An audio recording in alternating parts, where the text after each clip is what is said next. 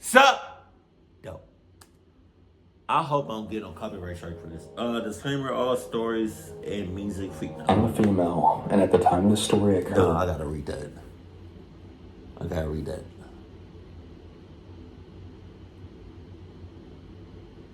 All stories and music featured in today's video were granted full permission for use on these.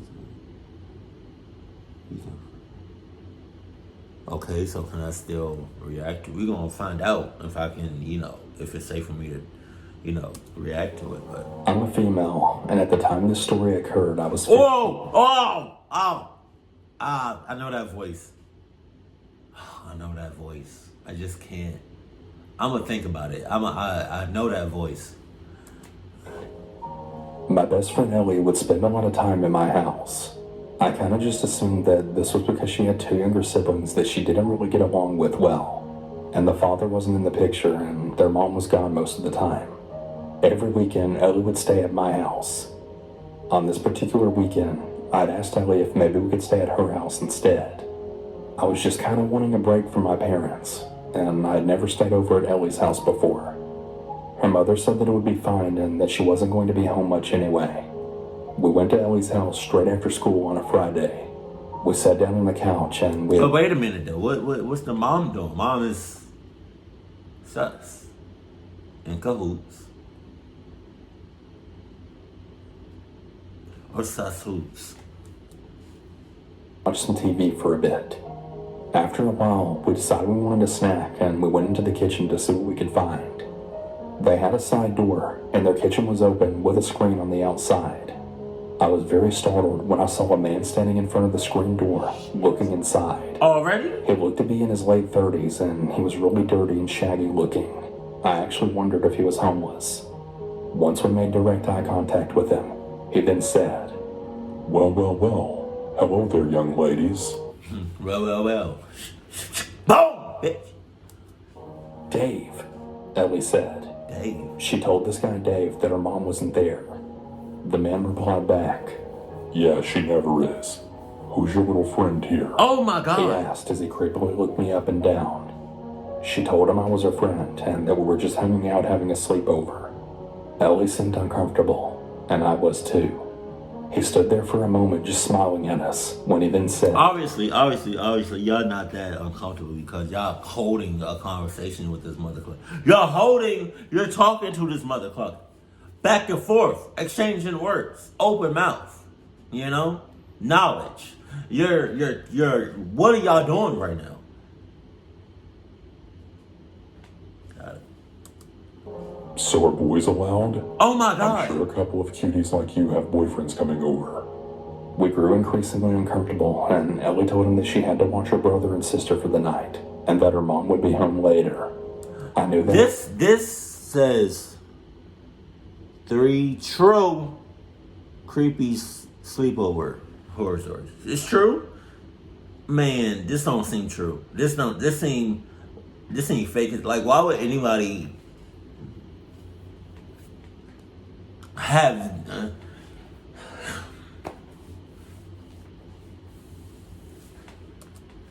Isn't true though. Her siblings were staying at her dad's that weekend, and her mom would be going out with her boyfriend, so most likely she wouldn't be coming home. The man was still standing at the door smiling at us. Oh. He then said, Oh well, I guess. Tell your mom I stopped by. What? See you sexy ladies later. Oh my God. When the man walked away, I asked Ellie what was that all about. She told me that Dave was her neighbor. Apparently her mom had gone on a date with him several years ago when they first moved in. God. Her mother wasn't impressed with Dave, and there was no second date. She said that he was cheap, had bad hygiene, not at all interesting, and was far too forward sexually. I guess this Dave character would stop by frequently trying to get the mom's attention and then flirt with her, much to everyone in the household's dismay. Ellie also said in the last couple of years he seemed to start taking more interest in her, even making the horrific comment about how she's grown up enough to wear bras now, and suggesting that she should come over in a bikini to sunbathe on his deck. I was totally horrified. What a creep. We tried to relax some and forget about the creepy neighbor.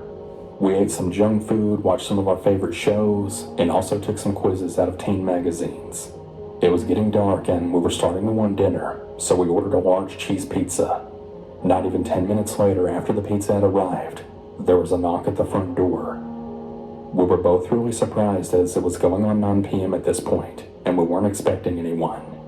Ellie got up and looked out the peephole. Why, if you wasn't expecting nobody at all, why the hell would you get up? That's that shit I be talking about. She looked right back at me wide-eyed. She put her finger up to her mouth and told me to be quiet. There was another knock at the door, then a voice. It was Dave. Girls, I know you're home, he said. We were both frozen in fear. Then Dave the creep said something along the lines of that he knew we were alone and saw that we were hungry for a pizza. Don't you know how you hear something or you see something and you just like, this shit seems way too clucked to be true. That's how I feel about this story. Like, it's ridiculously clucked to like, it's off the goddamn charts. So we thought he'd bring us a large sausage. What? Yeah, I know. Cringe. After a few minutes of not responding, Dave said something about us being stuck-up little girls and then left. We went around the house closing all the blinds and making sure all the doors were locked. We were so scared that we barely had the volume of the TV up and kept the room lit with one tiny dim lamp out of fear of Dave seeing or hearing us. Once it got to be around 10:30, we were really fed up with having to sit still in the dark. Ellie got up and peeked out the window at Dave's house. She said that all of his lights were off, so he probably went out or went to bed. We felt comfortable enough to turn on some lights and relax a bit, so we put on some music and chatted some. We were sitting on the piano bench in front of the dining room windows when all of a sudden we then heard a tapping outside the window. I guess we had only closed the shades halfway, because when we looked over, you guessed it, there was Dave peeking in. He held up a 6-pack of beer saying that he knew Ellie's mom wasn't home and that we should let him in so we could all party together. Shut up. I guess Ellie had enough at this point because she stood up and yelled at him, "No," and that he needed to leave. Dave had a completely blank look on his face, and then he said, You know I can just come in, right? Ellie then yelled at him that she had spoken with her mom and she was calling the police. Well, at that point, Creeper Dave started to back away, saying he was just kidding and that we needed to calm down. Ellie stood her ground until she knew Dave was in his house, then proceeded to call her mom's boyfriend's house. She told her mom all the creepy things Dave had been doing, but her mom didn't believe us and she thought we were making things up. She said the mom already knows and already experienced his creepiness, his susness. So when your daughter says something about this guy, you should already 100% without a doubt believe her and haul ass like a motherfucker. and just go to bed and everything would be fine. Ellie was so upset. We ended up locking ourselves upstairs in her mother's bedroom. We didn't have any more problems with Dave that night, and we finally got some sleep. After that night, as you can imagine, we decided to just go back to sleepovers at my house, and I think that's for the best. Jesus. I'm ending my Before we start this, I just want to say that I in no way blame this on my friend or her mother at all. I do. The story takes place around 2 years ago, during the summer of 2019. I was 14 years old at the time, and I had a really big group of friends that I would go to the pool with like almost every day. We all lived only a few houses away from each other, except for about 3 of the girls. There were 8 of us. The day was like every other day. We woke up, put on our bathing suits, and we had our friend Ryan's mom take us to the pool. She happened to have a minivan that could fit us all. We got to the pool around 11 a.m. and swam until about 9 p.m. when the pool closed. Jesus! Since all of our parents were super close and we still wanted to keep the fun going, we decided to crash at our friend Ava's house. She had a huge downstairs basement that was soundproof because her dad used to teach guitar and drum lessons to people all the time down there. I don't like that. 2 of our friends, Carly and Aaron, didn't really want to go because they felt really tired and dizzy for being out all day and night. So we said our goodbyes to the 2 of them as their parents came and picked them up. And it only took about 4 minutes for Ava's mom to come get us. She had a smaller car, so we had to squeeze in a little more. When we got to Ava's house, we came inside and thanked her mom for driving us before going to get some snacks from the kitchen. As we walked into the kitchen, we could see Ava's stepdad, David. None of us really liked David since he kind of had a reputation of being really creepy towards us and making rude comments to us whenever our parents came to pick us up. We walked to the cabinets and grabbed all we needed and proceeded to pile down the stairs to the basement. Let me give you a quick layout of the basement. As soon as you walk down the stairs, to your right is sort of a kitchen and workroom, and then to your left is a basement living room. And then once you walk past the sofas, there's a pool table. On the left of the pool table, there's a hallway where on the left is a bathroom and storage room, and then to your right is a bedroom. All of us really smelled of sunscreen and chlorine, so we split into groups of 2 and went to each different room to change out of the bathing suits and into clothes. The basement was kind of creepy, and none of us wanted to be alone in any of the rooms due to the previous paranormal experiences we've had there. Ava always had spare shirts that she'd let us wear. Paranormal? What you talking about? It used to be her dad's, and since most of us were 5'2" and shorter, the shirts covered us enough that we didn't need to wear shorts. And if you're wondering, yes, we washed our hair. We would usually take turns taking a shower, but we were so tired that we just tilted our heads back over the tub and then took turns washing each other's hair. Once we finished with that, we walked to the basement bedroom and got comfortable. We made bracelets, talked about drama and the new school year coming up, eat junk food, drink Pepsi, and then watch the new season of Stranger Things. After around 3 hours of this, our friend Ryder was asleep on the bed while the rest of us sat on the floor talking. While Ava was halfway through her sentence, we heard the stairs of the basement then creaking. All of us were silent. Ava said it could just be one of her cats or something, but before she could even finish, we then heard around 6 more steps from the basement stairs area. Ryan, the oldest of us, seemingly the most freaked out, quietly walked to the door and locked it while me and my friend Molly went to turn off the lights. We waited around 5 minutes, the only light coming from the computer screen that we'd been watching Netflix on. We quietly whispered about what the noise could be until we heard sliding footsteps coming into the hallway of the basement. Me and Ava grabbed onto each other as everyone else fell silent. After about 2 minutes of hearing nothing, we all then moved to the bed. While doing this, we managed to wake up Ryder, who then loudly asked, "What the hell are y'all doing?" Ryan covered his mouth with his hands while telling him what was going on. Ryder, who hates when people wake him up, sat up and told us to calm down, or in his own words, chill the fuck out, as he walked to the basement bedroom door and unlocked it. He swung the door open, and what we saw made us all stiff as a board with fear. There in the doorway was Ava's stepdad. Her stepdad was terrifying. He was 6'4", short brownish hair, heavyset, and he had these square glasses that could reflect about anything. Me and everybody else in the room screamed at the top of our lungs as Ryder slammed the door in his face, locked it, and ran into the bed into me and Ryan's arms. We all stayed as silent as possible as we waited for what felt like hours, as we heard Ava's stepdad groaning and asking if he could join us. No! Our friend Izzy and I began to cry while Ava called her mom to come down and get him. After I'd say about 45 minutes, all was silent. If your mom or dad is in a relationship right now, whether you know, friendships,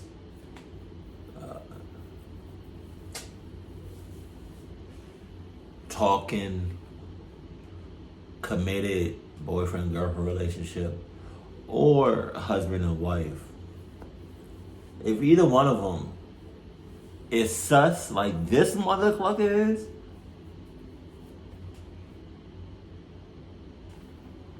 clock him up on site. One more time, just like that. Just, I don't know how to fight, so that's what I like. I know how to fight with my feet.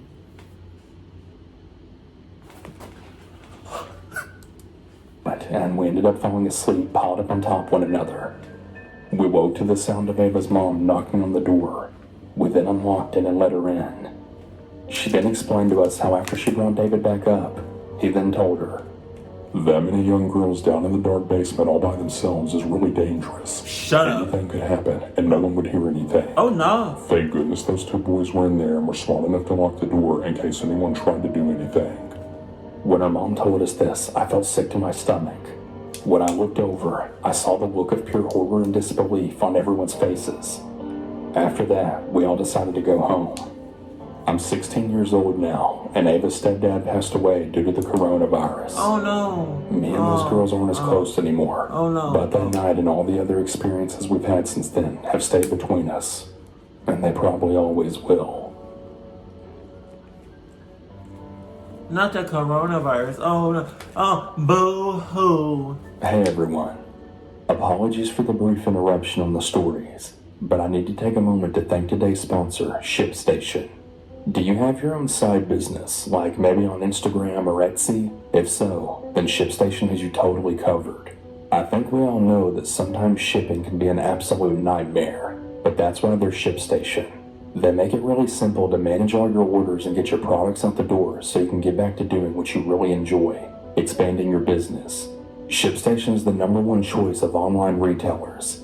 You can import your orders from any sales channel, ship with any carrier using ShipStation's deeply discounted rates, and also automate just about any shipping task. It's no wonder that over 100,000 online sellers choose ShipStation. Regardless of how you sell, Shopify, Etsy, Instagram, ShipStation funnels all your orders into one simple interface that you can manage from anywhere, even on your phone. You'll even get access to really amazing discounts with major carriers, including UPS, FedEx, and USPS. Easily compare carriers and pick the best solution every time. With ShipStation, small businesses can access the same rates usually only reserved for Fortune 500 companies, but without the contracts or commitments. Ship more in less time for a lot less money. Just use my offer code Cannibal to get a 60-day free trial. That's 2 months free of no hassle, stress-free shipping. Just go to ShipStation.com, click on the microphone at the top of the page, and type in Cannibal. That's ShipStation.com. Enter offer code Cannibal. Make ship happen. Okay, alright. Sometimes you need a bit of fun in your life, and certain people can definitely make it brighter. I'm talking about friends. Close friends. This story's been in the back of my mind for about 2 years now, and it's one of the most terrifying experiences of my entire life that I really want to forget. For sure. It occasionally pops into my mind, and it still gives me the shivers to this day.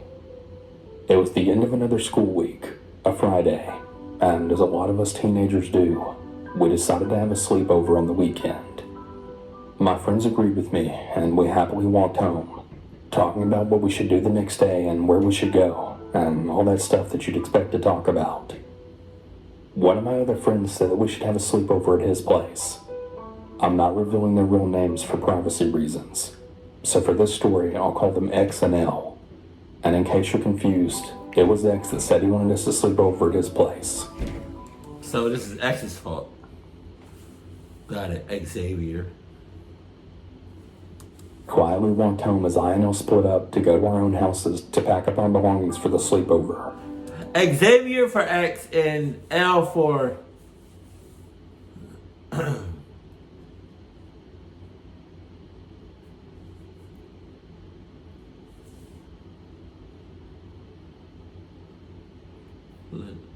Leonardo's. I don't know why I said that. I grabbed all my bathroom equipment, sleeping bag, and fresh clothes, and all the other stuff you would need for a sleepover. Once I was finished packing my bag, I had called both X and L on our group chat, and told X that I had packed and I'd asked my parents if I was allowed to come, and told them they said yes, and L said the same thing as me. We were all excited, and X said that he'll be waiting at the park down outside his house to meet, since the park was only 2 houses down from his place. Oh no. I casually walked to the park, which was approximately 10 minutes away. Right as we got there, I saw X and L already at the park. I gave them both a wave and we all walked to X's house. We all got inside and made ourselves comfortable with our sleeping bags in the living room, because X's room was... How do you know how? I don't like that, because how do you know if somebody wasn't watching you for some reason? You know, in the park. Sus. Somebody probably was watching y'all and just decided, to follow y'all at a distance. And now y'all clubbed. well, a tad bit tiny. I think that the time was somewhere around 12:30 a.m. I remember it raining ever so slightly. We were all laughing and giggling about certain events that had happened at school that day, but I guess that isn't really relevant to the story. I told them that we should probably all go to sleep since it was extremely late and that I was really tired. Eldon replied, "All right then. I mean, I guess it is a pretty shitty night after all." We had all started laughing at that response, and it eventually got to the point where we started talking less and less, and then eventually falling asleep from boredom. However, I didn't really fall asleep that night. I was rolling over in my bag and just trying to get into a comfortable position to sleep in, but had no luck falling asleep. I had my eyes wide open, staring at the blank ceiling. I looked at both X and L, who were both pretty wiped out into slumber. I got out of my sleeping bag as quietly as I possibly could, and then went into the kitchen to get a drink. But after I had my drink of water, I had heard some type of noise coming from a wall. I didn't really make it out at first, and I kinda had a difficult time trying to figure out what it was, and it was coming from the living room. I carefully went into the living room, and then tried my best not to step on L. I was standing in the middle of the room, trying my best to find out where the hell the sound was coming from. Okay, to give you a bit of context, if you enter the front door of the house, the living room is in the first room that you enter, and the left side of the living room where you enter is a giant window. Well, the tapping sound was coming from that window.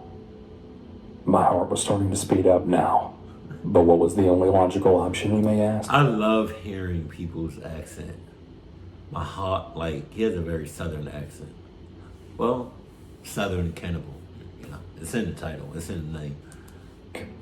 To look through the window. Window.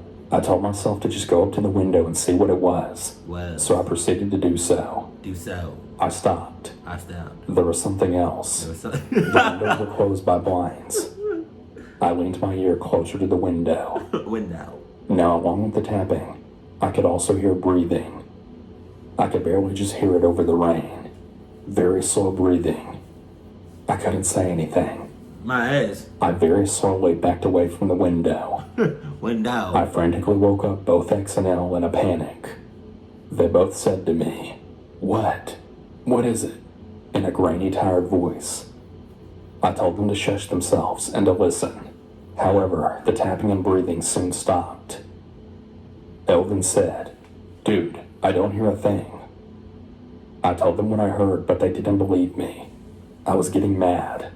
But then El suggested, "Why don't you just go outside and check?" I immediately said something along the lines of, "Fine, I'll go out there.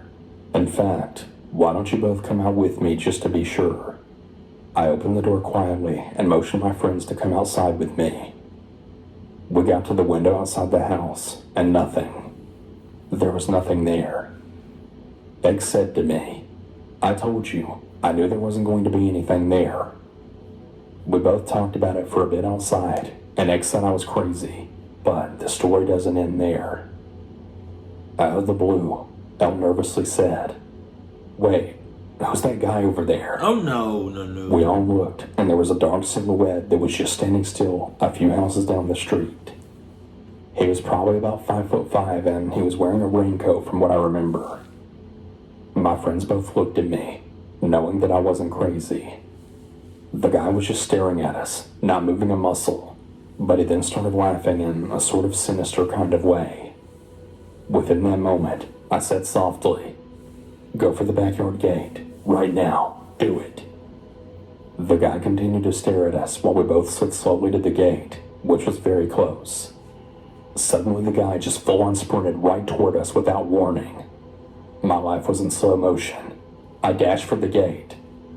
All of us got in, and I was actually the last one to get in, and then I locked the gate. The guy ran into the gate with such force, but the gate didn't budge. The gate and fence were really high, and he couldn't possibly get over it. He then started banging and screaming at the gate, yelling things like, "Come on out here and I'll kill you, you dumb teenagers." And I'll honestly never forget that sentence. We made a run for it to the back door of the house and woke X's dad up. He bolted straight outside and said the guy made a run for it, and was already halfway down the street. He chased after him, screaming for him to get back here. X's dad called the police straight away. They arrived a little while later with cops. 3 searched the area while 1 stopped to talk to me about it.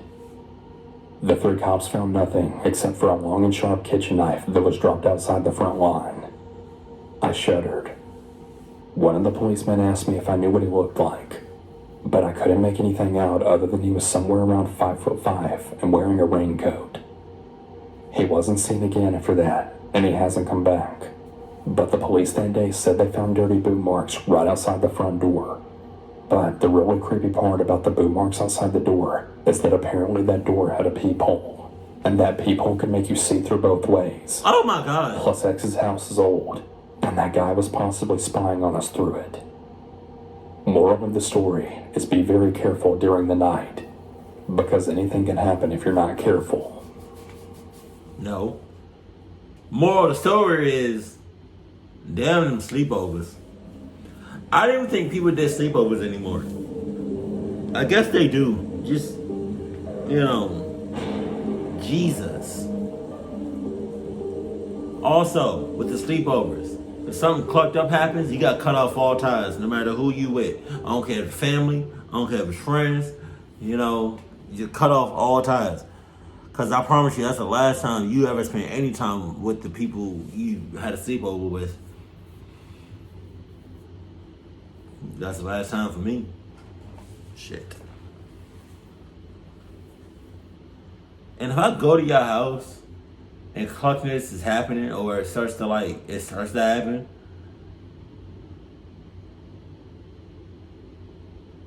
not only am I gonna run from my life and forget anybody and everybody, but once I survive, I'm gonna come back and beat that ass. Keep it cold, keep it classy, and I love you. Stay happy, my family.